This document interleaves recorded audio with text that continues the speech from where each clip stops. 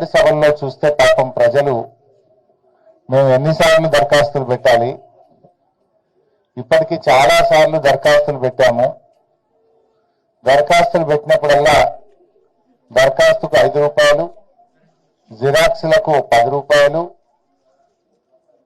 అదేవిధంగా సిద్దిపేటకు పోయి ఇవన్నీ తెచ్చుకోవడానికి, జిరాక్సులు తెచ్చుకోవడానికి పెట్రోల్కి 20 రూపాయలు, మొత్తంగా దరఖాస్తు పెట్టినప్పుడల్లా 30-40 రూపాయలు ఖర్చు అవుతా ఉంది.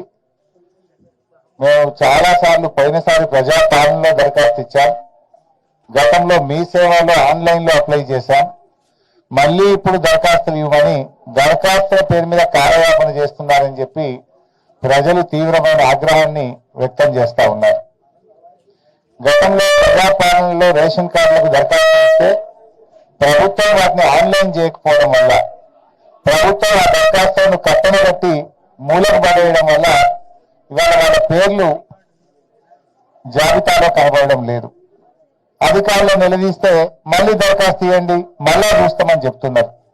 ఇప్పుడు ప్రభుత్వం వచ్చి 13 నెలల తర్వాత కూడా దరఖాస్తుల పేరు మీద కార్యయాపన చేస్తూ ప్రజల్ని మోసపుచ్చుతా ఉన్నారు. అబద్ధాల పునాదుల మీద అధికారంలోకి వచ్చిన కాంగ్రెస్ పార్టీ ఇవాళ ప్రభుత్వంలో పాలనలో కూడా అబద్ధాల పరంపరనే కొనసాగిస్తా ఉన్నారు. పాలనలో కూడా అబద్ధాల పరంపరనే కొనసాగిస్తున్నారు. 13 నెలలైన ప్రజలకు ఇచ్చిన హామీలు ఒక్కటి కూడా అమలుకు నోచుకోలేదు. అప్పుడేమో అందరికీ పరమాన్నం పెడతామన్నారు, ఇప్పుడు అడిగితే పంగనామాలు పెడుతున్నారు. ఎలక్షన్ల ముందు అందరికీ పరమాన్నం అన్నారు, ఇప్పుడేమో పంగనామాలు పెడుతున్నారు అడిగితే. ఇది కాంగ్రెస్ తీరు. ముఖ్యంగా ఇవాళ నేను ఆశ్చర్యానికి లోనైనాను.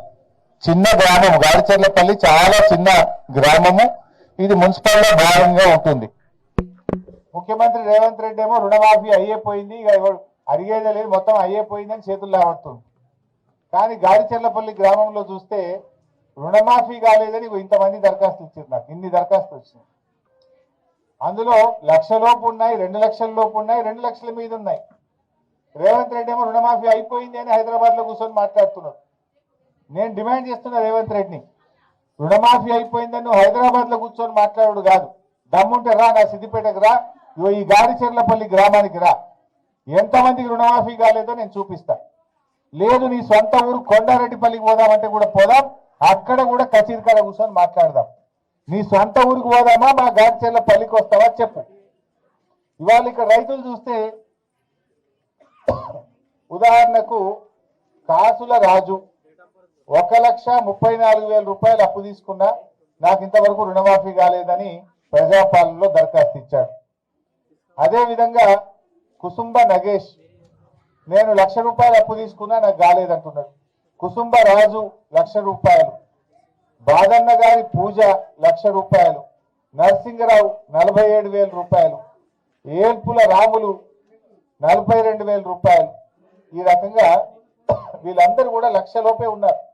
వీళ్ళకు కూడా ఈ రోజుకు రుణమాఫీ కాలేదని చెప్పి దరఖాస్తులు ఇస్తున్నారు. ఎం రాధా 1,30,000 తీసుకున్నా నాకు రుణమాఫీ కాలేదంటున్నారు.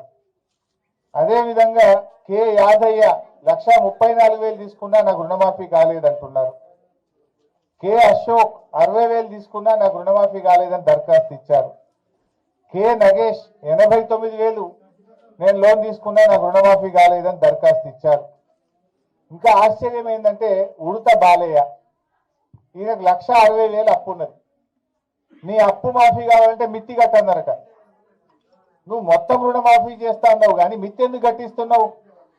మొత్తం వడ్డీతో సహా 2 లక్షల రుణమాఫీ చేస్తా అని ఆ రోజు ఎలక్షన్ల ముందు ఊరిచ్చినావు.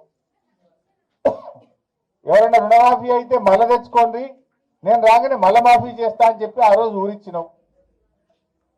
మరి ఉడత బాలయ్యకు 1,60,000 అప్పు ఉంటే మీద మిత్తి 13,000 ఎందుకు కట్టమన్నావు? పాపం ఆయన నమ్మి 13,000 మిత్తి కట్టిండు, ఇవాళకి ఆ 1,60,000 ఇంకా రుణమాఫీ కాలేదు. అదేవిధంగా ఇదే ఊర్లో మరిజ సుధాకర్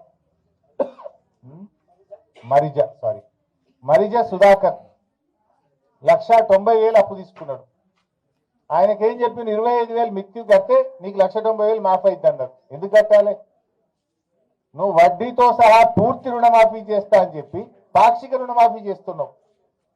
పాపమా సుధాకర్ నమ్మి 25,000 రూపాయలు అప్పుకు తెచ్చి మిత్తి కట్టిండు బ్యాంకులో. కట్టి 6 నెలలు అయింది. ఈ రోజుకు సుధాకర్కు 1,90,000 రుణమాఫీ కాలేదు. ఇట్లా చెప్పుకుంటూ పోతే మోకిడి మోహన్ రావట 1,05,000 రూపాయలు, ఈయనకు రుణమాఫీ కాలేదు. సుందు బాలరాజు 57,000 మాఫీ కాలేదు. సిద్ధన్నపేట రాజయ్య 1,60,000 మాఫీ కాలేదు. ఎల్లుపల్లి రాజమల్లు 50,000 మాఫీ కాలేదు. పూసల తిరుపతి 98,000 మాఫీ కాలేదు. కొమ్ము దేవవ్వ 1,30,000 మాఫీ కాలేదు. ఇట్లా ఎంతో మంది, ఇక చెప్పుకుంటూ పోతే చాలా మంది ఉన్నారు. వాస్తవానికి ఇంకా కొంతమంది రేవంత్ రెడ్డి మాట నమ్మి ఆగమైపోయింది. ఈ గారిచెర్లపల్లి గ్రామంలో సత్తయ్య అనే రైతు, ఆయనకు 2 లక్షల మీద అప్పు ఉన్నది. ఉంటే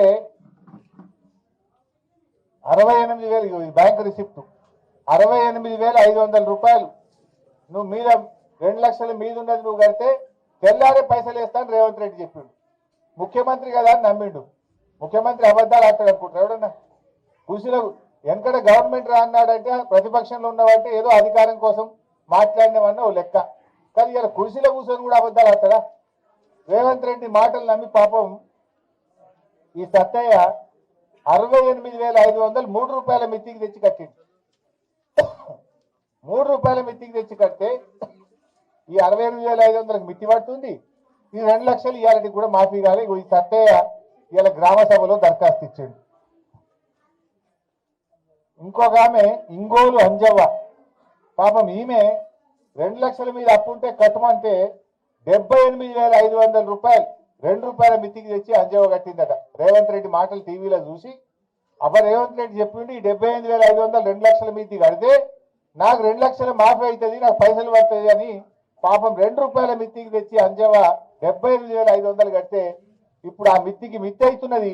అసలు 2 లక్షలు ఇంతవరకు మాఫీ చేయలేదు. ఇదేనా రేవంత్ రెడ్డి? నువ్వు హైదరాబాద్ లో కూర్చొని ఇక రుణమాఫీ అయిపోయింది మొత్తం చేసి ఇవన్నీ కూడా 2 లక్షల మీద ఉన్నోళ్ళే. ఇంకా గిన్ని దరఖాస్తులున్నాయి.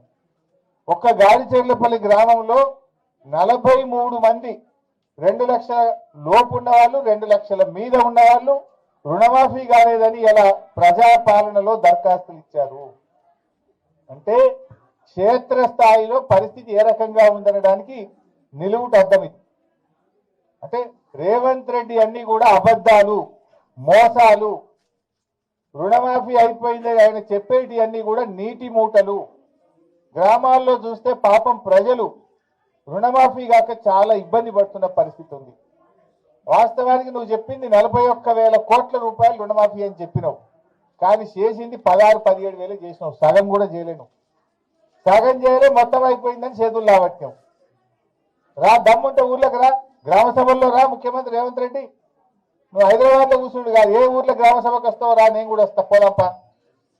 ఇంకా 2 రోజులు ఉన్నాయి కదా గ్రామ సభలు. ఏ మంత్రి వస్తాడో, ఏ ముఖ్యమంత్రి వస్తాడో రమ్మనండి.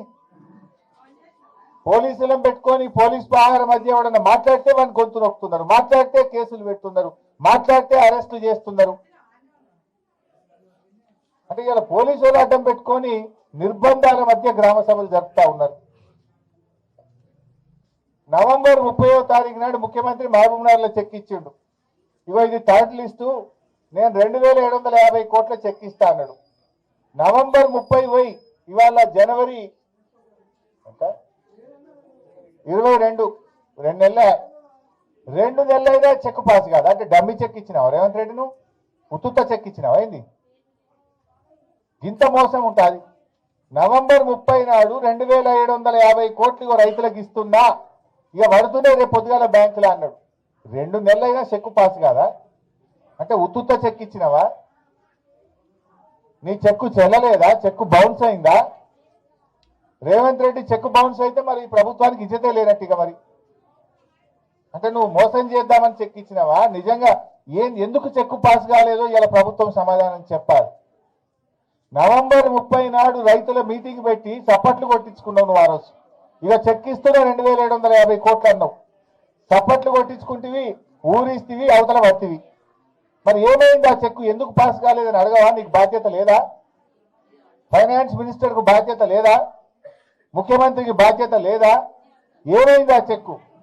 లిస్ట్ లో పేరు వచ్చి కూడా 2 నెలలు అయింది, మాకు డబ్బులు పడలేదు అని గ్రామ సభలో పాపం మా రైతులు అడుగుతా ఉన్నారు. మా బాలయ్య అడిగిండి ఇప్పుడు నన్ను, మా సుధాకర్ అడుగుతున్నాడు ఎప్పుడు పట్టాయి సార్ పైసలని అడుగుతున్నాడు. అంటే ఈ ప్రభుత్వానికి చిత్తశుద్ధి లేదు, రైతులంటే ప్రేమ లేదు. అబద్ధాల పునాదుల మీద అధికారంలోకి వచ్చి పాలనలో కూడా అబద్ధాల పరంపరను కొనసాగిస్తున్న ప్రభుత్వం ఈ కాంగ్రెస్ ప్రభుత్వం. మోసాలు తప్ప నిజాయితీ లేదు, నీతి లేదు ఈ ప్రభుత్వానికి.